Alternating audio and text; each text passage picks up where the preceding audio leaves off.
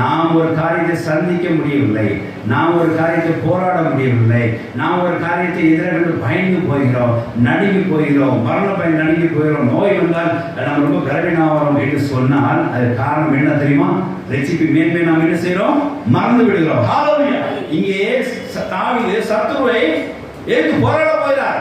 நான் ஒருவனால ஜெயிப்பேன்றார், மதுரை தாண்டுவேன்னு சொல்றார். எப்படி அவர் ரட்சிப்பை நினைக்கிறார்? நினைக்கிறார், நீ எனக்கு கேடாம இருக்கிறீங்க, உங்க ரட்சிப்பின் கேடாத எனக்கு கொடுத்துருக்கிறீங்க. I don't fear. ஹல்லேலூயா. அடுத்தது, உங்களுடைய வலதுகரம் என்னை தாங்குகிறது. I don't fear. அடுத்தது, உங்களுடைய காரணம் என்னை பெரியவனாகும். I don't fear. நான் நடக்கும்போது பேசலாம் எப்படியா இருக்கும்? என்ஹான்ஸ்டா இருக்கும், பிராடா இருக்கும். நெருக்குங்கிற வார்த்தையே அங்கே இல்லை, அது வாய்ப்பே இல்லை அப்படின்றார். ரட்சிப்பின் மேன்மை தாங்க சொன்னார். ஹல்லேலூயா.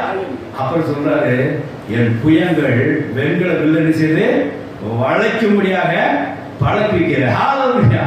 ஒவ்வொரு போராட்டம், உங்களுக்கு வர்ற ஒவ்வொரு போராட்டம் கர்த்தர் என்ன செய்யறார்? வெண்கல வில்லை வளைக்கத்தக்கதுக்காக உங்களை பலன் அளிக்கிறார். ஹல்லேலூயா. வெண்கல உங்கள் புயங்களால் வெண்கல வில்லுகளை வளைக்கத்தக்கதாக அவங்க என்ன செய்யறார்? பழப்பிக்கிறார். அதுதான் உங்களுக்கு போராட்டமே. உங்களோட போராட்டம்ங்கிறது இங்க கீழே விழுவதற்கு அல்ல.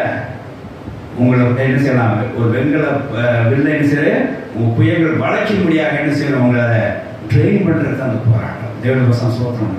அதனால ரட்சிப்பின் மகிமையினால நான் இந்த வெண்கல வில்லை வளைக்கிறதுக்கு ட்ரெயின் ஆகிட்டேன். கர்த்தர் என்னை வலதுகரம் தாங்கிறது. அவர் காரணம் பெரியவனாக்கும், அவர் ரட்சிப்பின் கேடையும் என்கிட்ட இருக்குது. என் பாதைகள் எல்லாம் விரைவாக இருக்குது. இப்போ நான் சத்துருன்னு செய்வேன், பின்தொடர்ந்து நிர்மலமாக வரைக்கும் என்ன செய்கிறேன்? விடமாட்டேன் நான் அப்படின்னு சொல்லி பின்தொடர்றார். தேவனுடைய சோத்திரம்.